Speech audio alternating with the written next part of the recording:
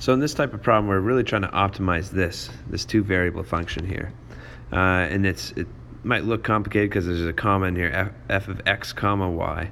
But really all we're going to be doing is we're going to be plugging in a point in here, like maybe 1 comma 3. You'll plug in a 1 in for x, a 3 in for y, you see what you get out. So we're going to focus and graph these three things first. So graphing this first line, x plus y is less than or equal to -1. X-intercept of -1, y-intercept of -1. It's done by that cover-up method. And then since it says or equal to, I'm going to make a solid line through those points. Ugh, that's not so good. Then we'll graph this one too. This one in green here has an x-intercept of -4.5. And if you're wondering where I'm getting these quick dots from, it's the cover-up method. I'm pretending this isn't here, and it says 2x equals -9.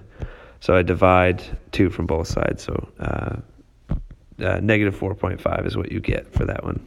So dot on -4.5 for the x, and then we can cover up the x variable to find out the y-intercept. The y-intercept should be -3.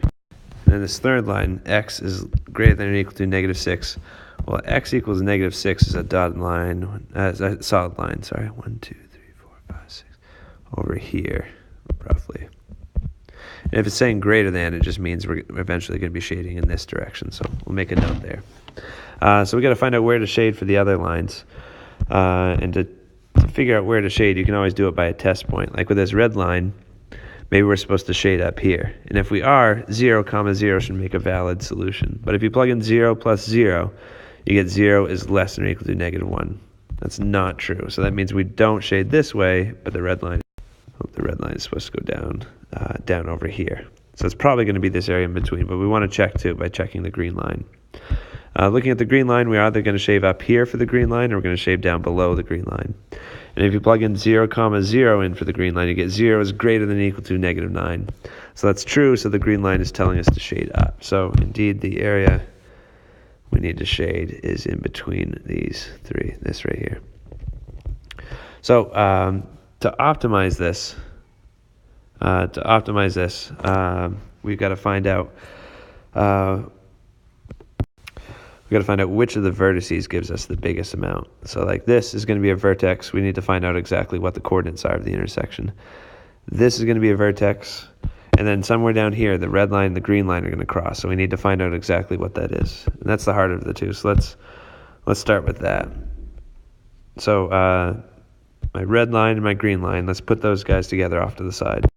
And if you solve it like a system of equations, that will tell you the intersection. So if you remember solving systems of equations, to find out where these guys cross, oops, I hit the wrong button. To find out where those two guys intersect each other, we can solve it with the elimination method. I'm going to multiply the whole top by -2.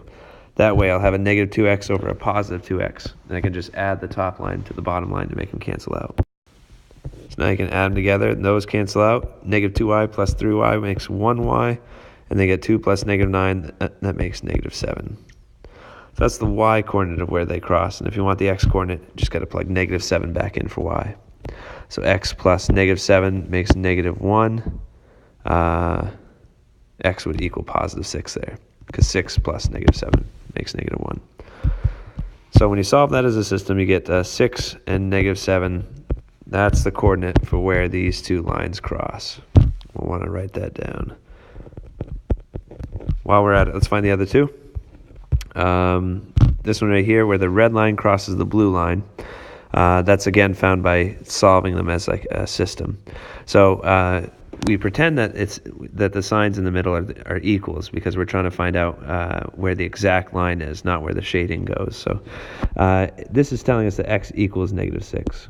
So if you plug -6 up into this equation and solve for y, you're going to get +5 for y.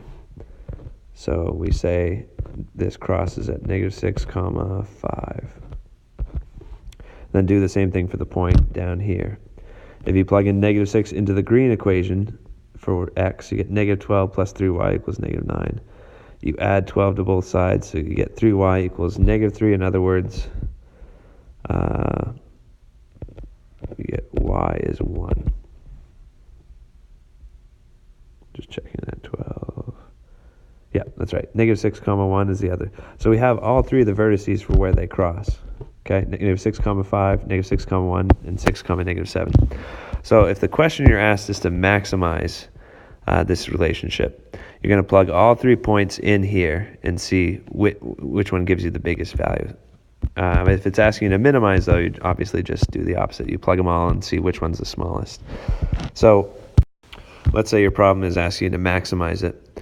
I'm going to take the first pair that I found, 6, -7, and plug it in. So we get 6, -7. Plug that in. Plugged in the 6 in for x, a -7 in for y. So we get -60, and then -12 times 7 gives us a positive 84. So combine those, you get 24. So that's our first value. Let's plug in the next vertice, -6, 5. If you plug that in, -6 in for x here, and then 5 in for y. Get -60 minus 60. So that gives you -120. So far, if we're asked to maximize, 6, -7 is the winner. Last one we haven't tested was -6, 1. So if you plug that in, -6 in for x, 1 in for y. Whoops, I just realized I made a mistake up here. I forgot to plug in a -6. That's why that was so low. So that would give us a positive 60 here. So it gives us 0 for this one. Same thing down here. It's -10 times -6 subtracted by 12 times our y coordinate this time was a positive 1. So when we simplify this one, you get 60 minus 12. So it gives you 48. So there's our winner right there. -6, 1 is the maximum of these. We had 24, we had 0, and we had 48. So -6, 0 maximizes this relationship.